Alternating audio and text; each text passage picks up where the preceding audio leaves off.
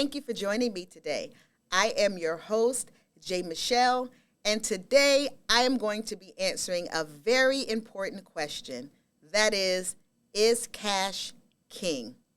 So for those of you who know me, you know that when I begin to share information that I don't stay in a box. I am always looking at things from a universal perspective. And so when you really begin to look at the world from a universal perspective, you understand that there is hierarchy in pretty much everything. When you look at the animal kingdom, there's hierarchy. When you look at the foods that we eat, oh my goodness, there's hierarchy in the foods that we eat. There's hierarchy in organizations. Hierarchy is everywhere. And so when you really begin to understand wealth and you begin to look at how money works, you have to realize that there's also hierarchy that exists in money and how money works. And so, is cash king?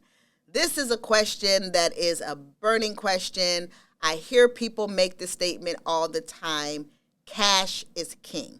And so first of all, what do we mean when we say cash is king? Well, folks, we're talking about a hierarchy. We're talking about the fact that cash is more valuable than any other investment tool there is. When we say cash is king, we are saying that cash is more valuable than the stock market. We're saying that cash is more valuable than bonds. And so let's get into this. Is that a true statement? Is cash superior to stocks? Is cash superior to bonds? Is it superior to other forms of currency and things that we utilize?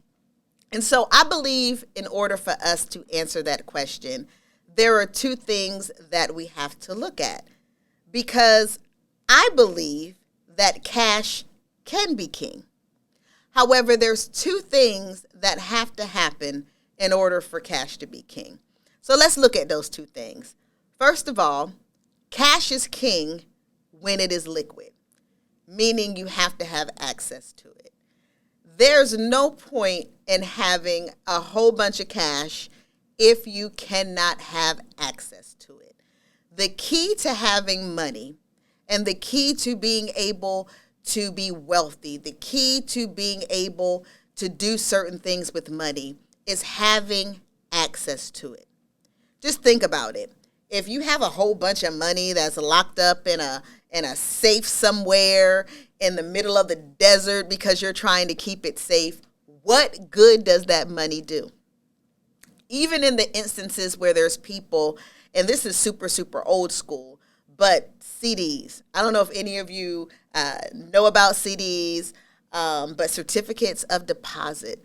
When I was growing up, CDs were the place to put money at.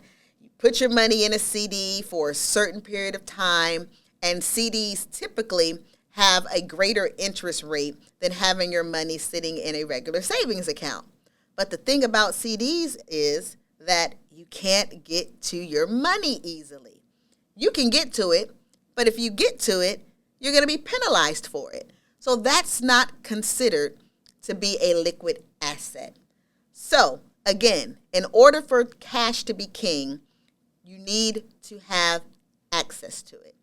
And we're going to talk about ways that you can have cash in a way that's liquid, in a way that you can have access to it, okay?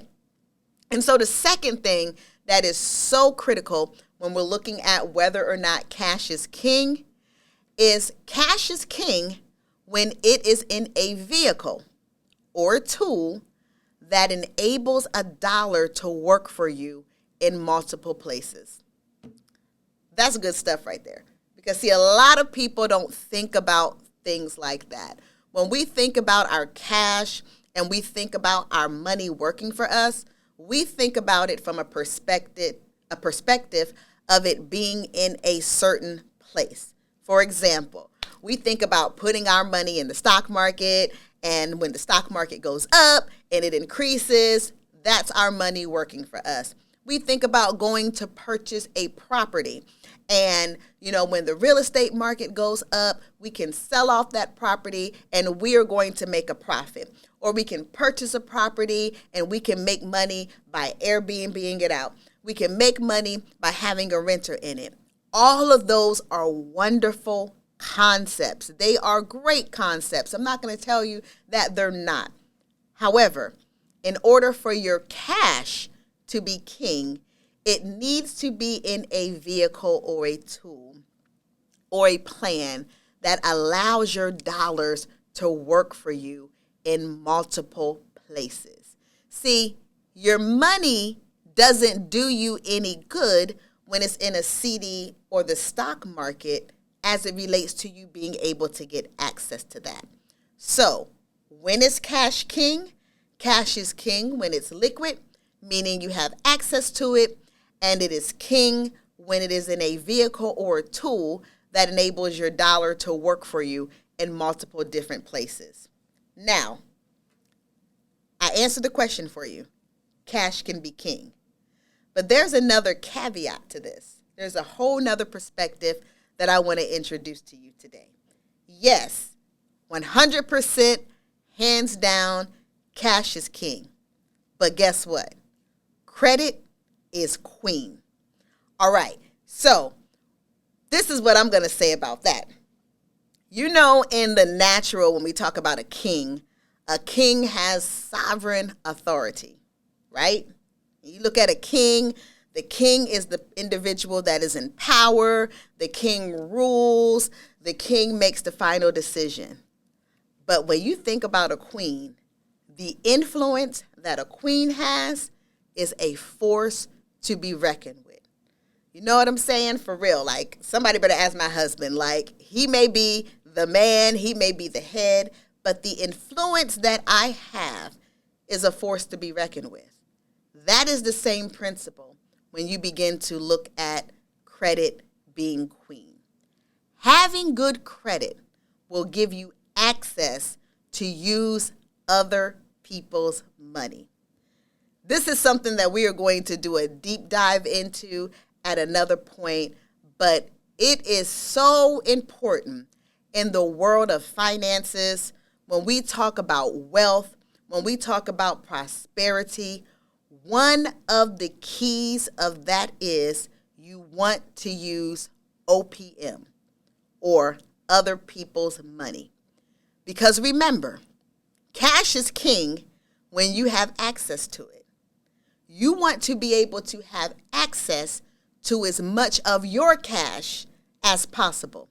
And so when we begin to start looking at investing, when we begin to look at doing different things to grow and to accumulate our money, one of the key things to doing that is utilizing other people's money.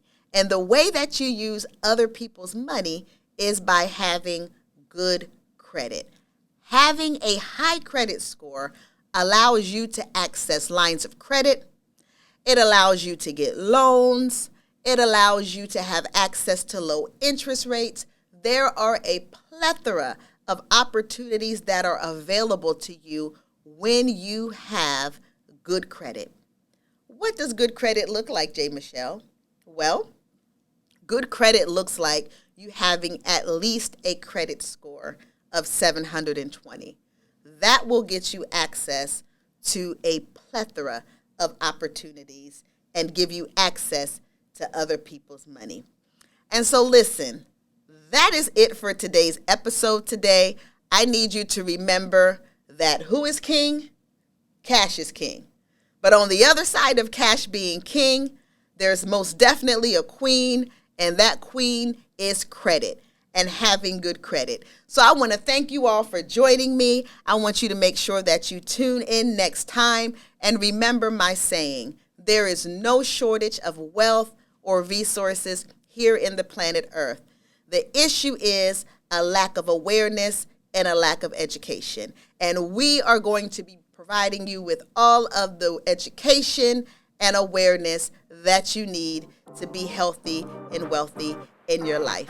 I'll see you next time.